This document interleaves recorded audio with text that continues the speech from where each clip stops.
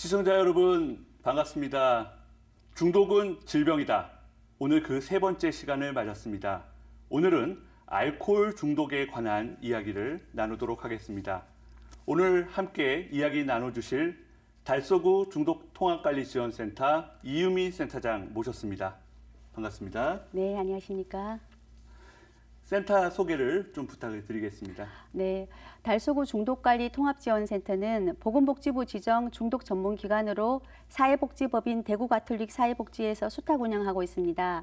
지역사회 중독 문제 예방과 치유를 위해 설치되었으며 대구 지역에는 달서구, 동구 지역 2개소가 있습니다. 네, 그렇군요.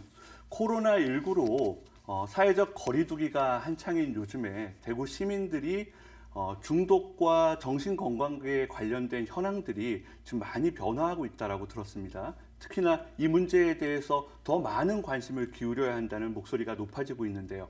음주 문제는 어떤가요? 네, 코로나19 전후 음주 등 중독성 행동 변화 실태조사에 의하면 전반적으로 음주 상태는 감소했으나 30대, 40대, 50대에서 조금 늘었고 음주 횟수가 주 4회 이상인 사람은 오히려 음주량이 더 증가한 것으로 나타났습니다. 또 최근 한국건강정진개발원 건강투자인식조사에 의하면 음주 경험자 절반 이상이 코로나19 유행 상황에서도 음주량을 못 줄인 것으로 나타났습니다.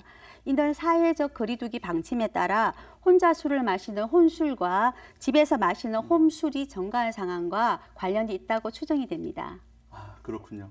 혼자서 술을 마시는 것, 그리고 홈에서, 집에서 이제 술을 마시는 이런 어떤 음주 문화들이 코로나19 때문에 변화를 한 것 같습니다.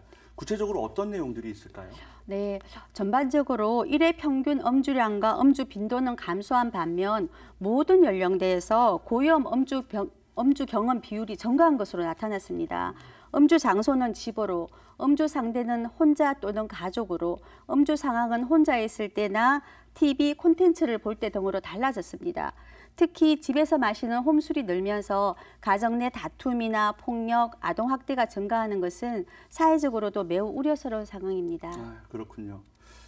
혼술이나 홈술이 자칫 음주 폐해로 이어지는 것을 경계해야 된다는 말씀으로 제가 이해를 했는데요. 혼술이나 홈술이 음주 폐해로 이어지지 않도록 하기 위한 자가 수칙이나 개인이 노력해야 될 부분들이 있으면 말씀 부탁드리겠습니다. 네, 우선 중요한 것은 고위험 음주로 이어지지 않도록 주의가 필요합니다.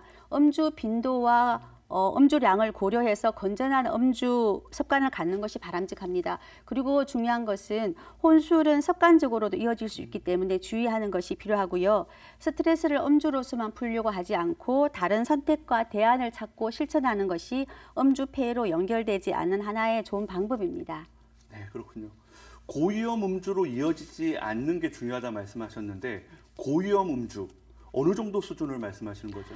네, 고위험 음주는 세계보건기구에서 제시하는 용어로 과음, 만취, 폭음과 같이 건강에 해가 되는 음주 수준을 이야기합니다. 고위험 음주량은 순수 알코올량으로 남자 60g, 여자 40g 이상이고 알코올 도수 17%인 소주를 기준으로 남자 8.8잔, 여자 5.9잔에 해당되는 양입니다. 그렇군요. 그렇다면 건강한 음주 습관을 들이는 게 무엇보다 중요할 것 같은데 그 소개를 좀 부탁드리겠습니다. 네, 건전한 음주문화 실천법은 다양합니다만은 우리가 꼭 기억해야 될 것은 첫째, 빈속에 술을 마시지 말 것, 둘째, 억지로 술을 강권하지 말 것, 셋째, 자신의 주량을 알고 마시자입니다. 지나친 음주를 자제하고 상대방의 의사를 존중하며 코로나 팬데믹 상황에서 음주 폐해로부터 자신과 가족을 보호하는 것이 무엇보다도 중요할 것 같습니다. 그렇군요. 코로나19로 모두 지치고 힘든 시기를 저희가 경험하고 있습니다. 이런 시기일수록 더욱 중독과 정신건강 문제에 관심을 기울여야 한다는 센터장님 말씀 깊이 공감이 되어집니다.